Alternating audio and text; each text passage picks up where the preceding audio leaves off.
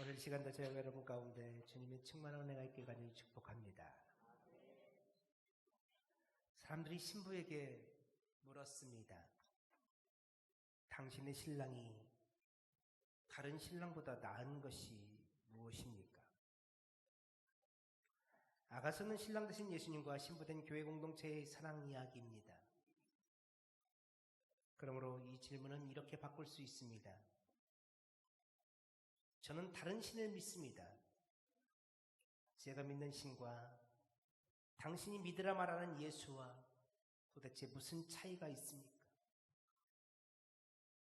제가 믿는 신보다 예수가 더 나은 것이 무엇입니까? 여러분, 이 질문에 어떻게 대답하시겠습니까? 여러분 믿는 예수와 저 세상에 있는 다른 신들과 어떻게 다릅니까?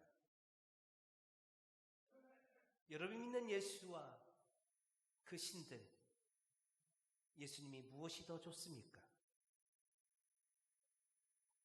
그때 신부는 신랑이 어떤 분인지를 고백합니다.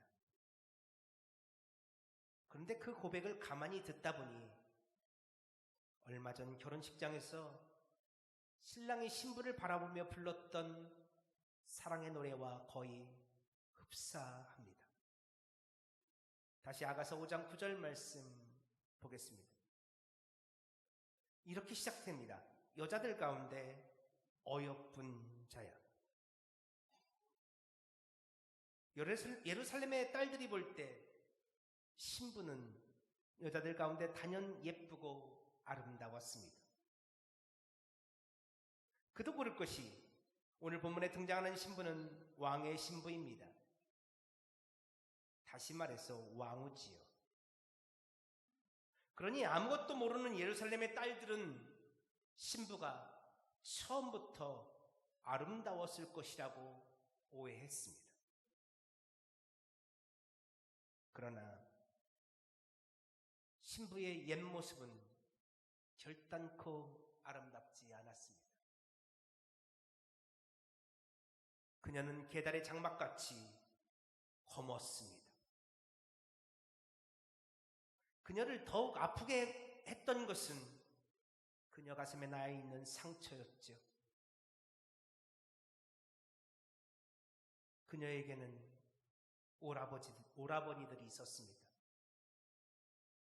그런데 그 오라버니들이 그녀를 사랑하지 않았습니다. 그녀는 사랑하는 가족들에게조차 사랑받지 못하는 천덕꾸러기였습니다. 때문에 그녀는 형제들과 불화했고 여인의 몸으로는 남자들도 하기 힘든 포도원 일을 해야만 했습니다. 가끔 그럴 때가 있어요. 가끔 어르신들을 뵙습니다. 처음 뵐 때 그런 마음이 들을 때가 있어요. 저분은 젊어서 별로 고생을 안 하신 것 같다.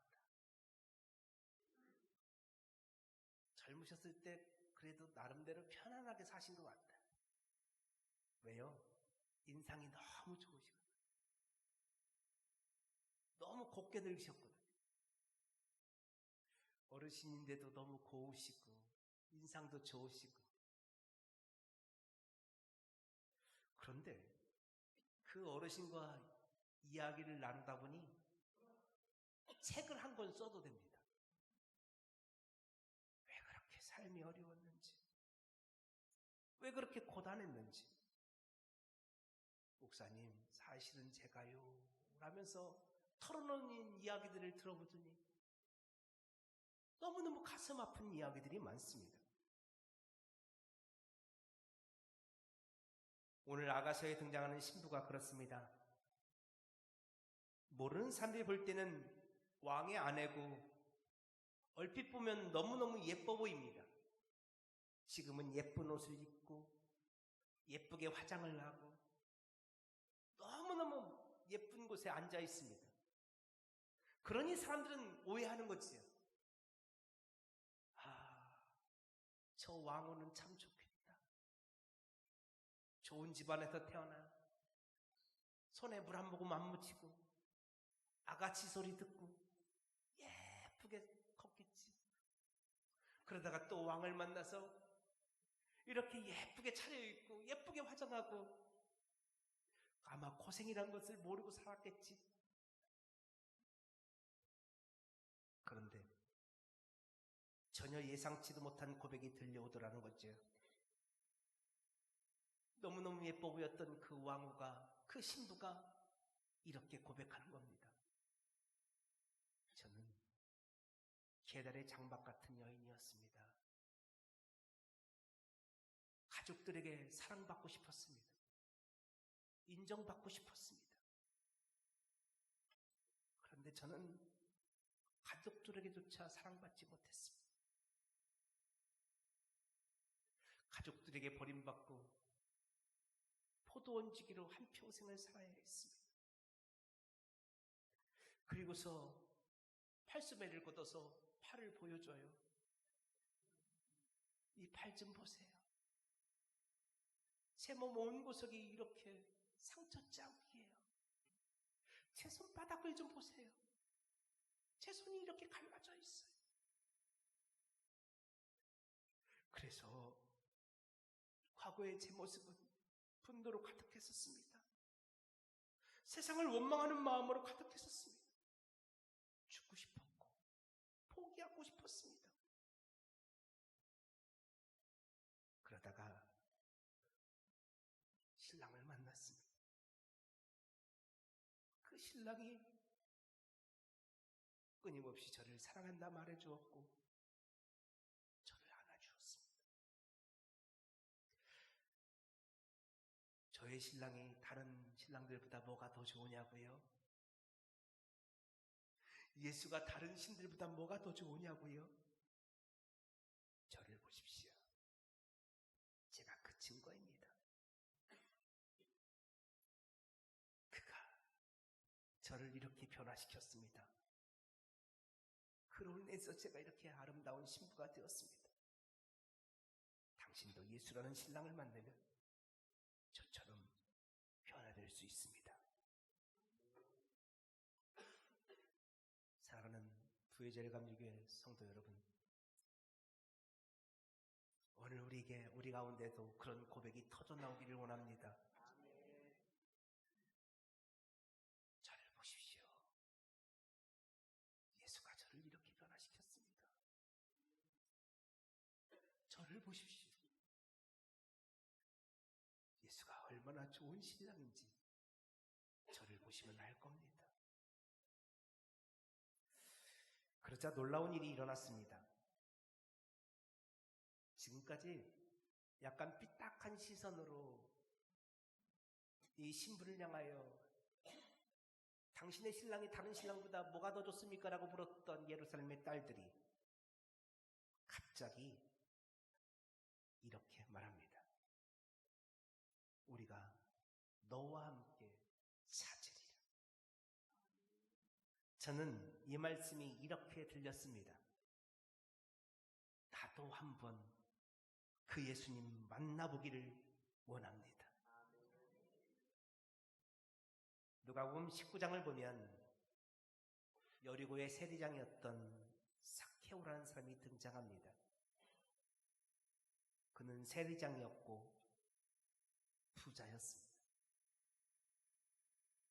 겉으로 볼 때 그는 아쉬울 것이 하나도 없는 사람처럼 보였습니다. 그런데 그가 나무에 올라갑니다. 체면도 다 버리고 그는 돌무화과 나무 위를 올라갑니다. 왜 그랬을까요? 예수님 때문입니다. 예수님 얼굴 한번 보고 싶어서 그가 나무에 올라갑니다. 그러면 그가 왜 그토록 예수님을 보고자 했을까요? 우리 그 앞을 한번 볼까요?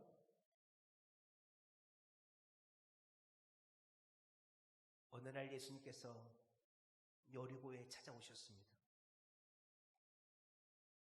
여리고에 한 맹인이 있었습니다. 그 맹인은 태어날 때부터 맹인이었습니다. 지금까지 수십 년 동안 그 맹인은 삭개오가 근무하는 그 세관, 세무소 앞에서 구걸을 하며 살았습니다. 수십 년 전 삭개오가 그를 처음 보았을 때도 그는 맹인이었고 거지였습니다. 그리고 오늘 아침에도 그는 역시 세관에서 그 세관 앞에서 지나다니는 사람들에게 구걸을 하는 맹인이었습니다. 삭개오는 오늘 아침 출근할 때도 분명히 그를 보았습니다. 그는 분명히 눈이 멀어 있었습니다. 그런데 지금 삭개오가 보는 그는 눈이 떠져 있습니다. 그가 눈이 떠져서 여리고의 거리를 돌아다니고 있습니다. 그래서 사람들에게 물었습니다. 이게 어떻게 된 일이냐고. 도대체 저 사람에게 무슨 일이 일어났길래 저 맹인이 눈을 떴느냐고 물었습니다. 그랬더니 사람들이 예수라는 사람이 그의 눈을 뜨게 했다는 것입니다. 순간 삭개오의 입에서 그런 고백이 터져 나왔습니다. 나도 그 예수님 만나기 원합니다. 겉으로 볼 땐 멀쩡해 보였던 삭개오입니다. 남부럽지 않게 보였던 삭개오입니다. 그런데 그의 가슴에도 상처는 있었고 아픔은 있었습니다. 그의 삶에도 눈물 나는 이야기들이 있었습니다. 사람의 힘으로는 도무지 어찌할 수 없는 인생의 문제들 앞에서 삭개오는 아주 간절히 이 맹인의 이야기를 듣고 예수님을 만나보고 싶다는 소망을 갖게 됩니다. 누군가 오늘 이 시간 예수님을 만난 여러분의 모습을 보고 나도 당신처럼 예수 만나기 원합니다. 나도 당신처럼 예수 만나 내 삶이, 내 인생이 변화되는 놀라운 체험을 하기를 원합니다라는 고백이 여러분 가운데 터져 나오기를 간절히 축복합니다. 그들이 그리스도의 신부입니다. 그들이 교회 공동체입니다. 나를 보십시오. 예수가 나를 이렇게 변화시켰습니다. 당신도 예수 만나면 변화될 수 있습니다. 외침으로. 오늘 우리 주변의 사람들이 오늘 우리를 찾아와 어떻게 하면 당신이 만난 예수를 내가 만날 수 있겠습니까? 죄를 만하는 놀라운 역사들이 일어나는 공동체, 그 공동체가 교회 공동체임을 믿으시기 바랍니다. 이 시간 저와 여러분, 오늘 우리 부여제를 갚는 교회 가운데 그런 축복이 있기를 간절히 축원합니다. 바로 그때였습니다. 갑자기 보이지 않던 신랑의 모습이 보이기 시작했습니다. 성경을 보다 보면 맹인 이야기가 참 많이 나옵니다. 특별히 성경을 읽다 보면 종종 이런 표현이 등장을 해요. 자, 우리 앞을 보고 이사야 43장 8절 말씀 우리 함께 같이 한번 읽어볼까요? 시작. 눈이 있어도 보지 못하고 귀가 있어도 듣지 못하는 백성을 이끌어내라. 아멘. 눈이 있습니다. 그런데 그 눈을 가지고 세상은 볼 줄은 아는데 예수를 볼 줄은 모릅니다. 그 눈을 가지고 땅은 볼 줄 아는데 하나님 나라는 볼 줄을 모릅니다. 귀가 있습니다. 그 귀를 가지고 세상의 온갖 더럽고 추한 소리는 다 들을 줄 아는데 하나님의 말씀을 들을 귀는 없습니다. 오늘 이 시간, 오늘 여러분의 눈과 귀가 열려지기를 축원합니다. 에바다 열릴지어다. 그들이 교회 공동체입니다. 그런데요, 신앙생활을 하다 보면 아무것도 안 보이고 아무것도 안 들릴 때가 있습니다. 하나님이 어디 계시지요? 어떤 데 정말 안 보일 때가 있습니다. 여러분만 그런 거 아닙니다. 여러분 앞에 서 있는 이 목사에게도 하나님 어디 계십니까? 하나님 도대체 뭐하고 계십니까? 통곡이 나올 때가 있습니다. 하나님 어디 계십니까? 하나님이 제 곁에 안 계신 것 같아서, 하나님이 나를 떠나신 것 같아서 통곡하며 올 때가 있습니다. 하나님이 안 보입니다. 하나님의 목소리가 들리지 않습니다. 그런데요, 정말 하나님이 우리 곁을 떠나셔서 안 보이는 걸까요? 어쩌면 여러분, 오늘 우리의 눈이 닫혀서 우리가 영적인 맹인이 되어서 안 보이는 것은 아닐까요? 내 안에 있는 죄가 내 눈을 가리어서, 내 안에 있는 욕심이 내 눈을 가리어서, 내 안에 있는 분노와 내 안에 있는 미움이 내 눈을 가리어서, 하나님은 분명 내 옆에 계신데도 불구하고 내가 그 하나님을 보지 못하는 것은 아닐까요?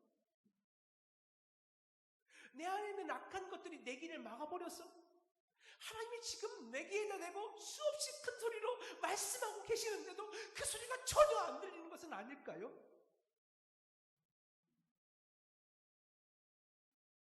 신부가 그랬습니다. 그 신랑 단 한 번도 신부를 떠난 적이 없었습니다. 그 신랑은 여전히 자기 동산에서 양떼를 먹이고 있었습니다. 그런데 신부의 마음이 토라져서 신랑이 보이지 않았던 것입니다. 지금 이 순간 혹시 이 자리에 하나님이 떠나가신 것 같아서 속이 상한 분들이 계십니까? 하나님이 여러분을 버린 것 같아서 눈물이 나는 분들이 계십니까? 성령께서 여러분 찾아오셔서 여러분의 눈을 열어주시길 축복합니다. 하나님은 여러분 버리지 않습니다. 여러분 떠나지 않습니다. 여러분 옆에 계십니다. 내 바다 열릴지어다. 눈이 열리면 보일 것입니다. 이 시간 저와 여러분의 눈이 열려짐으로 우리 곁에 계신 주님이 보이는 놀라운 은혜가 있어지기를 원합니다. 바로 그 순간이었습니다. 신부에게서 이런 고백이 터져 나옵니다. 우리 이 앞을 보시고 저를 한번 따라해 보시기 바랍니다. 나는 내 사랑하는 자에게 속하였고 내 사랑하는 자는 내게 속하였으며. 아멘. 그래서 오늘 설교 제목이 나는 당신 안에, 당신은 내 안에입니다. 지난주 수요일을 우리 창세기 2장, 오늘 창세기 2장 24절 말씀, 이 말씀을 나누었어요.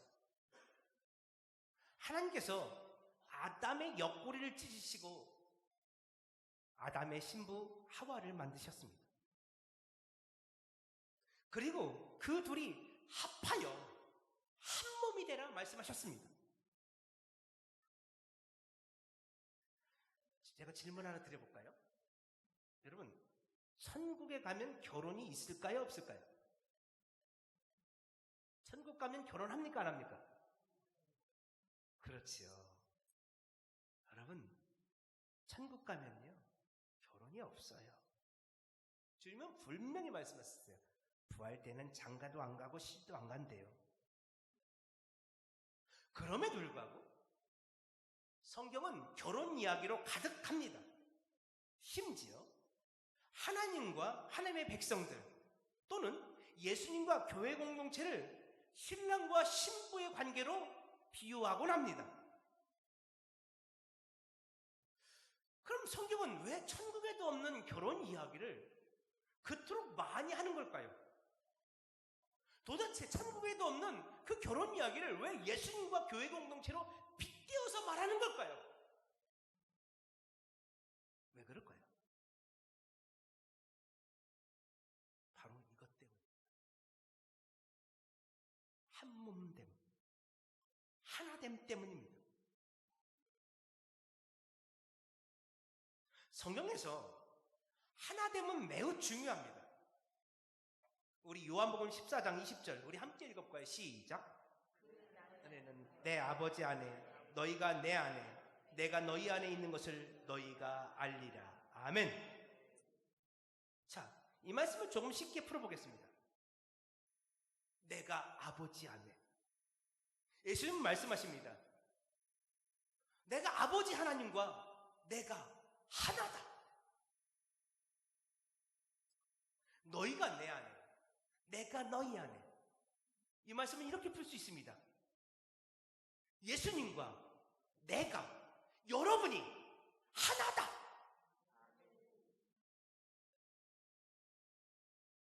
여러분, 이 말씀이 이 말씀이에요.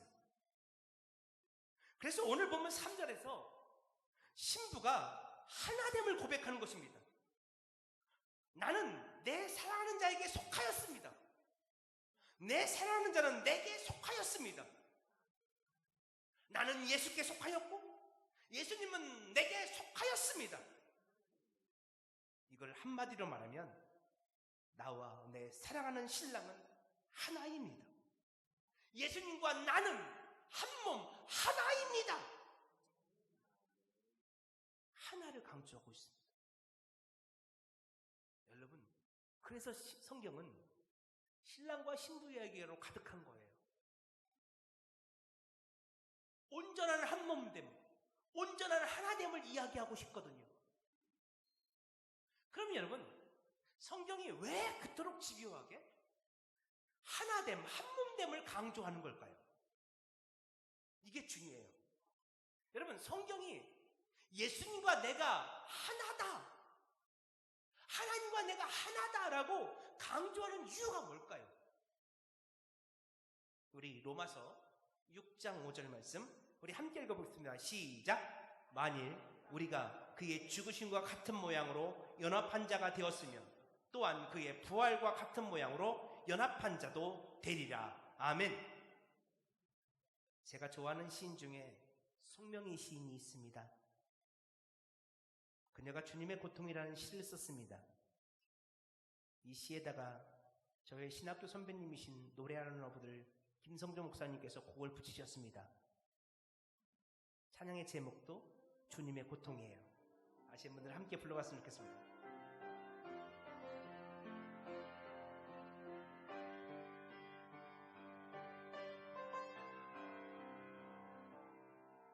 주님이 결박당하실 때 나의 마음 괴로웠고 주님이 맴맞고 능력 당하실 때 나 어찌할 줄 몰랐으며 주님이 채찍으로 맞으실 때 내 눈에 눈물이 고여 흐르며 주님이 못 박힐 때 내가 흔들리며 내 눈에서 오열의 파도가 넘치며 나의 마음 걷잡을 수 없어라. 그의 아픔이 내 아픔이요 그의 죽음 내 죽음이라. 그러기에 그의 부활도 내 부활이네. 그러기에 그의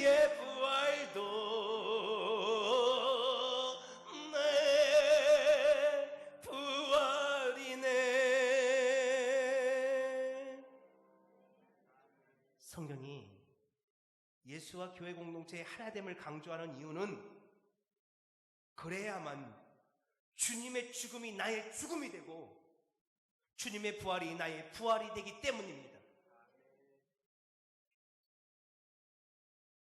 문제가 있어요. 로마서 6장 8절부터 우리 8절 11절 말씀 우리 함께 읽어보겠습니다. 시작. 만일 우리가 그리스도와 함께 죽었으면 또한 그와 함께 살 줄 믿노니 이와 같이 너희도 너희 자신을 죄에 대하여 죽은 자요 그리스도 예수 안에서 하나님께 대하여는 살아있는 자로 여길지어다. 자, 질문해 볼게요. 여러분은 죄에 대해서 죽었습니까? 다시 질문할게요. 여러분은 죄에 대해서 죽었습니까? 아멘이 안 나오죠. 왜요? 솔직히 자신이 없거든요. 우리는 늘 내 안에 죄가 살아서 펄펄 뛰고 있는 모습을 경험합니다. 멀리 갈 필요도 없어요. 오늘 아침 교회 나오면서도 부부싸움을 하신 분들이 여기 계실지도 몰라요. 오늘 아침 교회 나오면서 아이들 늦잠 잔다고 교회 가야 하는데 아이들 교회 데리고 와야 되는데 안 일어나서 그 아이들한테 버럭버럭 화를 내고 억지로 깨워서 데리고 오신 분들이 계실지도 몰라요. 또 교회에서 봉사를 하다가 속이 상하고 화가 나는 일이 있어서 삐지게 될지도 몰라요. 자, 여러분은 죄에 대해서 죽었습니까? 그런데 오늘 성경은 죄에 대해서 죽은 자로 여기라고 말합니다. 아무리 생각해봐도 그건 기만이고 거짓입니다. 내 안에 죄가 살아 펄펄 뛰고 있음을 나도 알고 내 남편도 알고 내 아내도 알고 우리 자녀들도 알고 나를 좀 안다고 하는 사람들은 다 아는데 죄에 대해서 죽었다고 말하는 것은 거짓말처럼 보입니다. 맞습니다. 우리 힘으로는 절대 죄에 대해서 죽을 수가 없습니다. 아무리 죽어야지 그렇게 외쳐봐도 소용없습니다. 그래서 중요한 것이 있습니다. 자, 다시 로마서 6장 8절부터 10절까지 함께 읽어보겠습니다. 시작. 만일 우리가 그리스도와 함께 죽었으면 또한 그와 함께 살 줄 믿노니 이는 그리스도께서 죽은 자 가운데서 살아나셨음에 다시 죽지 아니하시고 사망이 다시 그를 주장하지 못할 줄 알미로다. 그가 죽으심은 죄에 대하여 단번에 죽으심이요 그가 살아계심은 하나님께 대하여 살아계심이니. 아멘. 자, 먼저 10절부터 봐요. 그리스도께서 십자가에서 죽으셨습니다. 그리스도의 십자가의 죽으심은 죄에 대한 죽으심이었습니다. 그 죽으심으로 말미암아 14절 죄가 다시는 그리스도를 주장할 수가 없습니다. 예수 그리스도께서 십자가의 죽으심으로 말미암아 죄의 세력은 무력화되었습니다. 또 있습니다. 자, 9절 보세요. 예수 그리스도께서 죽은 자 가운데서 다시 살아나셨습니다. 그러므로 이제 다시는 사망이 그를 주장할 수가 없습니다. 자, 우리 힘으로는 죄를 이기는 것 불가능합니다. 우리를 힘으로는 사망 권세를 이기는 것도 불가능합니다. 그런데 예수 안에서는 얼마든지 가능합니다. 그래서 우리가 날마다 부르는 찬송가 268장은 이렇게 고백합니다.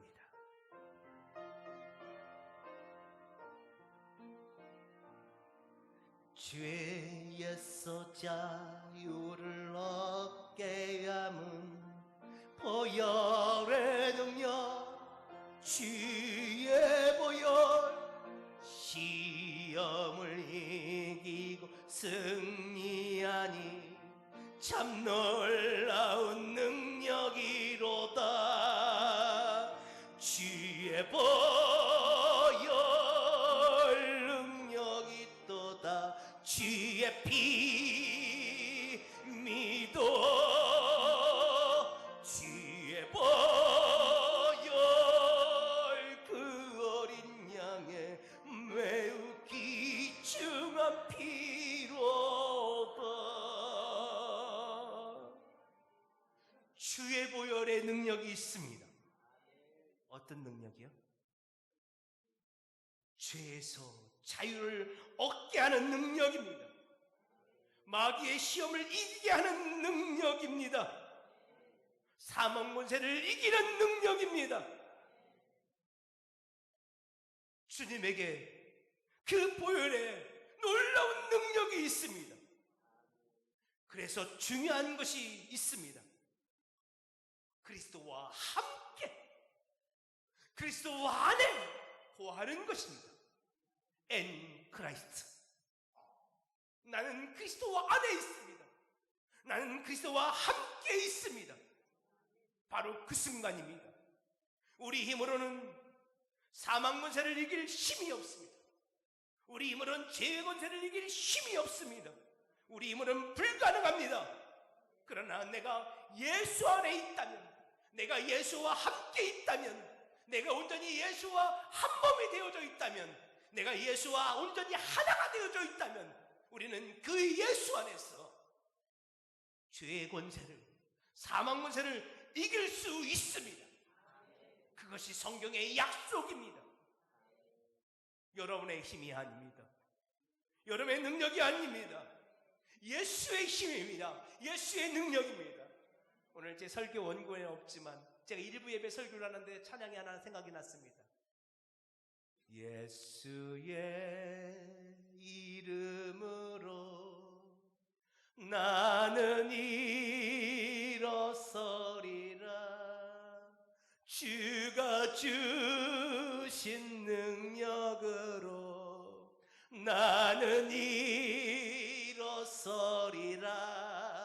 원수가 날 향해 와도 쓰러지지 않으리. 주가 주신 능력으로, 주가 주신 능력으로, 주가 주신 능력으로 일어서리. 아멘. 누구 능력으로요? 내 능력이요? 내 힘이요? 아니요, 나와 함께 하시는 주님의 능력으로요. 주님에게 능력이 있습니다.